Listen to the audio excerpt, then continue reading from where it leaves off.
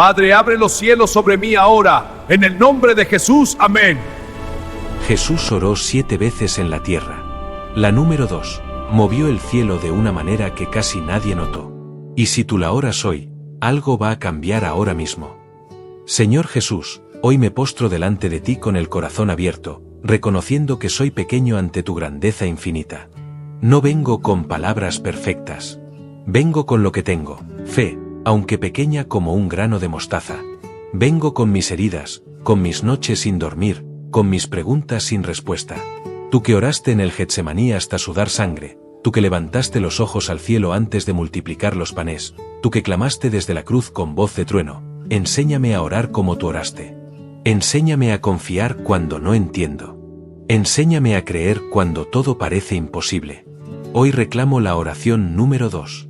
Esa oración que salió de tus labios y abrió puertas que el infierno no pudo cerrar. Esa oración que conectó el cielo con la tierra en un instante. Yo la recibo hoy. Yo la activo hoy en mi vida. Que todo lo que está cerrado, se abra. Que todo lo que está roto, sea restaurado. Que todo lo que el enemigo robó, sea devuelto ahora, en el nombre que es sobre todo nombre. Espíritu Santo, sopla sobre esta palabra. Que quien esté oyendo esto sienta tu presencia ahora mismo. Que las cadenas caigan. Que el llanto se convierta en danza. Que la deuda se convierta en provisión sobrenatural. Padre, que tu voluntad sea hecha en la tierra como en el cielo, en mi tierra, en mi familia, en mi cuerpo, en mis finanzas, en mi destino. Amén y amén. Título: La oración de Jesús que casi nadie entiende. Ella está entre las 7 más poderosas que él hizo. Hay algo que los teólogos discuten en seminarios, algo que los pastores mencionan rápido en los sermones, algo que está escrito en la Biblia pero que la mayoría pasa por alto como si fuera un versículo de relleno. Jesús, el Hijo de Dios encarnado, el Verbo hecho carne, el que habló y los mares obedecieron, oró. Y no oró una sola vez. Oró 7 veces documentadas en los Evangelios. Cada una en un momento diferente. Cada una con una carga diferente. Cada una con un poder diferente. Pero hay una entre esas 7 que los estudiosos bíblicos han llamado la más incomprendida de todas. No es la más larga. No es la más dramática. Pero es la que produjo el milagro más inmediato. La que, cuando salió de los labios de Jesús, el cielo respondió de forma visible, audible y verificable en cuestión de segundos. Y esa es la oración número 2. Antes de revelarla, necesitas entender algo crucial sobre cómo Jesús oraba. Él no oraba para impresionar a las multitudes. De hecho, en Mateo 6:5, él mismo criticó a los que oraban de pie en las sinagogas para ser vistos por los hombres. Jesús oraba para conectar, para alinear su voluntad humana con la voluntad divina del Padre. Cada vez que él oraba, no era un ritual. Era una transacción espiritual de proporciones cósmicas. La primera oración documentada de Jesús ocurre en su bautismo. Lucas 3:21 dice, y cuando todo el pueblo se bautizaba, también Jesús fue bautizado, y orando, el cielo se abrió. Presta atención, el cielo se abrió mientras él oraba. No antes. No después. Durante. Esta oración fue de consagración, de inicio de misión. Fue el momento en que el cielo mismo confirmó públicamente quién era Jesús. Pero la segunda oración, la que casi nadie entiende, ocurre en un momento mucho más silencioso. No hay multitudes. No hay río. No hay paloma descendiendo visiblemente. Está registrada en Lucas 5:16 con apenas una línea que muchos lectores saltan sin darse cuenta, pero él se apartaba a lugares desiertos y oraba. En griego, el verbo usado está en tiempo imperfecto, lo que significa que esto no fue una vez. Era un patrón continuo, repetido, habitual. Jesús constantemente se retiraba para orar en soledad. ¿Por qué esto es tan poderoso? Porque ocurre exactamente después de que Jesús realizó uno de sus primeros y más grandes milagros, la curación del leproso de Mateo 8. Un hombre con lepra, rechazado por la sociedad, excluido de los templos, prohibido de tocar y ser tocado, se acercó a Jesús. Y Jesús hizo algo que nadie esperaba, lo tocó. No solo lo sanó, lo tocó primero. Y el hombre quedó limpio al instante. Después de ese milagro impactante, cuando las multitudes comenzaban a seguirlo en masa, cuando su fama se extendía por toda Judea, Jesús no aprovechó el momento para hacer más milagros espectaculares. No convocó una campaña de sanidad masiva. Se fue, se alejó, buscó el desierto y oró. Esta es la oración que casi nadie entiende porque va en contra de toda lógica humana.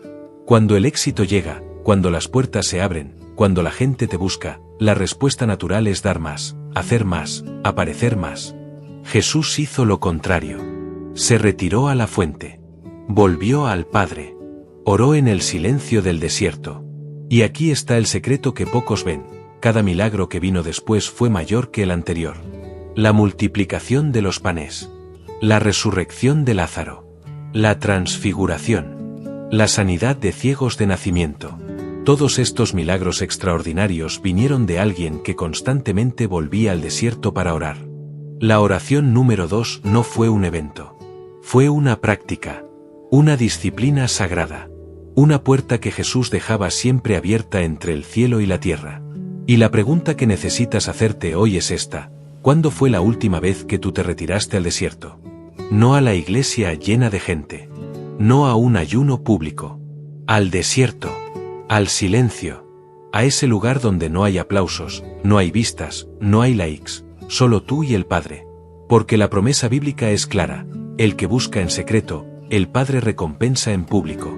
El milagro que tú estás esperando puede estar bloqueado no por falta de fe, sino por falta de desierto.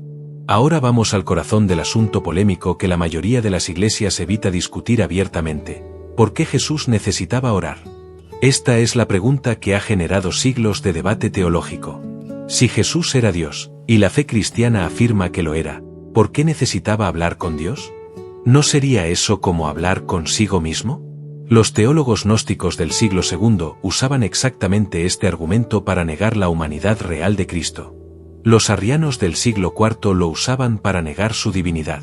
Y hoy, en pleno siglo XXI, muchos creyentes evitan la pregunta porque les parece demasiado complicada o peligrosa. Pero la Biblia no la evita. La enfrenta con una audacia asombrosa. Hebreos 5:7 dice algo que sacude los cimientos de toda teología cómoda. En los días de su carne, ofreciendo ruegos y súplicas con gran clamor y lágrimas al que le podía librar de la muerte, fue oído a causa de su temor reverente. ¿Lo viste? Jesús oró con gran clamor y lágrimas.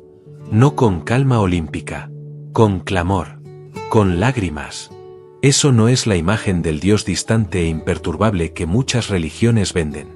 Eso es un hombre que necesitaba a su Padre con desesperación real. Y aquí está la parte más polémica. La oración número 2, ese patrón de retiro al desierto, revela que Jesús tomó voluntariamente los límites de la humanidad. No como actuación. No como teatro divino. Como realidad. Filipenses 2:7 lo describe con una palabra griega explosiva, kenosis. Vaciamiento. El Hijo de Dios se vació a sí mismo. No de su divinidad, sino del uso independiente de sus atributos divinos. Vivió dependiendo del Padre exactamente como nosotros debemos hacerlo. Esto significa algo radical. Los milagros de Jesús no venían de su naturaleza divina operando de forma autónoma. Venían de su naturaleza humana perfectamente alineada con el Padre a través de la oración. Juan 5:19 lo dice con una claridad demoledora: de cierto os digo, no puede el Hijo hacer nada por sí mismo, sino lo que ve hacer al Padre. Jesús, en su humanidad, no actuaba solo. Veía al Padre. Obedecía al Padre. Oraba al Padre. ¿Y cuál es la implicación directa para ti? Si Jesús, siendo quien era, no podía hacer nada sin la oración, ¿qué te hace pensar que tú puedes? Ahora viene el punto más controversial de todo este análisis. La oración número 2 está íntimamente conectada con uno de los episodios más difíciles de entender de la vida de Jesús. En Juan 11, Lázaro estaba enfermo. Sus hermanas, María y Marta, mandaron a avisar a Jesús. Y Jesús esperó 2 días más. Lázaro murió. Las hermanas lloraron. Los discípulos no entendían. Y cuando Jesús finalmente llegó, Marta le dijo algo que suena casi a reproche: Señor, si hubieses estado aquí, mi hermano no habría muerto. Jesús lloró. El versículo más corto de la Biblia, Juan 11:35, registra ese llanto. Y entonces hizo algo que desafía toda explicación racional. Ordenó que quitaran la piedra del sepulcro donde Lázaro llevaba 4 días muerto. Y antes de gritar, «Lázaro, ven fuera», oró. Levantó los ojos al cielo y dijo, «Padre, gracias te doy por haberme oído. Yo sabía que siempre me oyes». Esa frase lo cambia todo. Yo sabía que siempre me oyes. No fue una oración de petición en ese momento. Fue una declaración de una relación ya establecida, ya cultivada, ya confirmada, en todos aquellos momentos de desierto, de silencio, de retiro. La oración número 2 había estado construyendo ese canal entre Jesús y el Padre durante toda su vida terrenal. Y cuando llegó el momento de resucitar a un muerto, ese canal ya estaba abierto y listo. Eso es exactamente lo que Dios quiere construir contigo. No quiere que tú lo llames solo en emergencias. Quiere que tú, como Jesús, desarrolles el hábito del desierto. Que cultives una vida de comunión que, cuando llegue el momento de necesitar el milagro imposible, el cielo ya sepa tu voz. La oración que casi nadie entiende no es complicada en su forma. Es radical en su disciplina. Es contracultural en su práctica. En un mundo que premia la visibilidad, Jesús eligió el silencio. En un mundo que celebra los resultados rápidos, Jesús eligió el proceso profundo. Y de ese proceso nacieron los milagros más grandes que la humanidad jamás vio. Hoy, si tú oras con esta revelación en el corazón, si te retiras a tu desierto personal, si cierras la puerta, si buscas al Padre en lo secreto, la promesa no es mía. Es de Jesús mismo, en Mateo 6:6, tu Padre que ve en lo secreto te recompensará en público. Tu milagro instantáneo puede comenzar hoy. No en el escenario.